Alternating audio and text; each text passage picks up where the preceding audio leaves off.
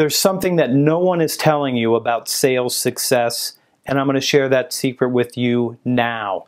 Welcome back to the vlog. Listen, there's something that people don't talk about when it comes to sales because we don't want it to be true.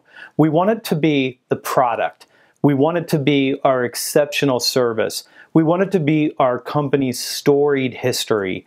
We want it to be all of the logos that we have and the solutions that we develop. We want those to be the things that we win on, and we especially want it to be our sales process and our methodologies. Because if these things are true, then scale is easy. That means that I hire more people and I train them and I get this hockey stick effect where we go out and we just grow straight up. If that were true, it would already be happening. But it's not, and there's a very important reason. Selling is not situational. It's individual. It's individual people who are determining the result that they get, not the situation that they find themselves in. That's why there's a bottom 80% and a top 20% in every single business that you look at. Every sales organization has a stack ranking and it looks the same. There are people that have all of the same resources as somebody else and generate nowhere near the same result. Okay, I wrote a book in 2016 called The Only Sales Guide You'll Ever Need. I know, an unfortunate title when you have a 2-book deal because it cannot possibly be the only sales guide you'll ever need. But I want to talk about the first half of this book for just a minute because what's important and what you may not be focusing on, because it's not the things that we spend a lot of time talking about, is the intangibles. It's these things that define you. It's your character traits. It's your mindset. It's not all the skill set and all those things, although they're all important. But the differentiator ends up being things that you personally have control over. I'm going through the table of contents here for you, and I'll show you that. And you can find this book at Amazon.com or Barnes & Noble. The first is self-discipline. Are you disciplined about your work? Can you will yourself to take action? And integrity and honesty and character traits like that, those are a form of discipline. It says that I have a value system that drives the decisions that I make. And when you have discipline, it means that you make your calls, you do your follow-up, you prep for sales calls. All those are simple disciplines that make a massive difference in your result. The second thing, optimism. Your attitude is a differentiator. If you are a negative, cynical, pessimistic person, people are not going to want you on their team. That's not what they want. They want positive, empowered, future-oriented, people that are going to get things done because they believe it can be done in the first place. That is an intangible that's inside your control. Number 3, caring, the desire to help other people. Listen, if you're self-oriented, it's really, really a tough game. It's really hard to sell when you're about you because you're not interesting to other people. The people that other people find interesting are the people that are interested in them and their business and their product and how they can do better work. Number 4, competitiveness. We don't talk about this. We don't talk about what it means to be competitive, but you have to have a burning desire to win. It's important that you're not playing the game to play the game, but you're playing the game all out. You're leaving everything on the field. You're trying to win. The people that want to win end up over-indexing on results because they're competitive in part. There's a lot of other attributes, but that's part of it.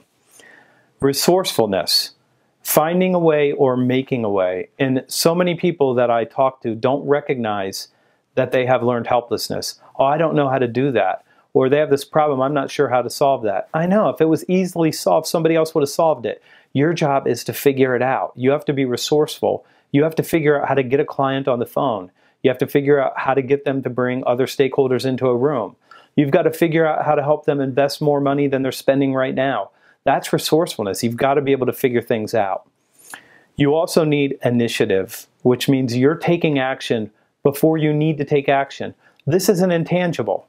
There are some people who just intuitively take action. They know this client is stagnant. They need to do something different. I'm going to go in and I'm going to shake things up. I'm going to give them a new initiative and we're going to move this forward. Those people over-index on results. They produce better results because they take initiative. They're not waiting, going, tell me when I need to jump and I'll say how high. No, they're standing in their client's room jumping, saying, look, we need to do something. This isn't good enough anymore. We have to do something better together. Persistence. So many people give up too easily. They make 1 call or 2 calls. The client says, I'm happy where I am. And they're like, okay, I'm putting that on the back burner for a year. I'll try him again next year, or I'll try him twice this year. That's not persistence. If you don't feel like you're being pursued, you're not being pursued. If the approach that you take isn't so consistent over a long enough period of time, you're not going to win your dream client. Persistence is a defining differentiator, and it's an intangible. It means that some people have it and other people don't have it. But it's not something that's easily measured. It's not something that has to do with the process. It's an intangible. Communication. Can you listen to other people? I mean, can you really listen? Can you wait a count of 8 before you say another word after you ask a question?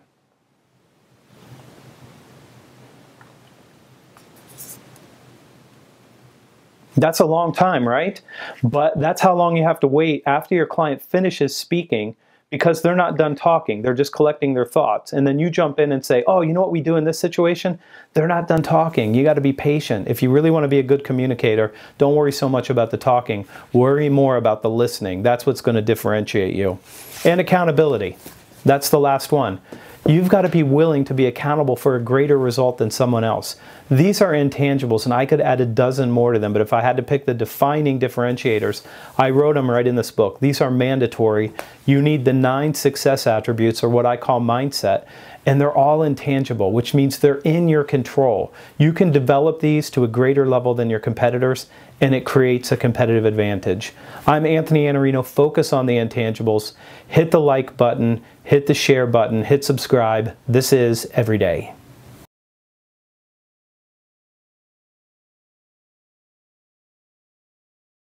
One more thing. I'm trying to produce a video every single day in 2018. I didn't have an easy time doing that last year. Sometimes these videos are going to be shot before the one that was shot before it is even produced. But that's the nature of doing this, is that I may end up shooting more videos, and they might start looking like a flood of 3 videos at one time, because that's the day that I can get them together and produce them and put them up. But what we're going to do is just stay the course here and see what happens. We're going to do our very best to shoot every day. The production schedule might be a little iffy because, well, that's what life is like. Hang in there with me.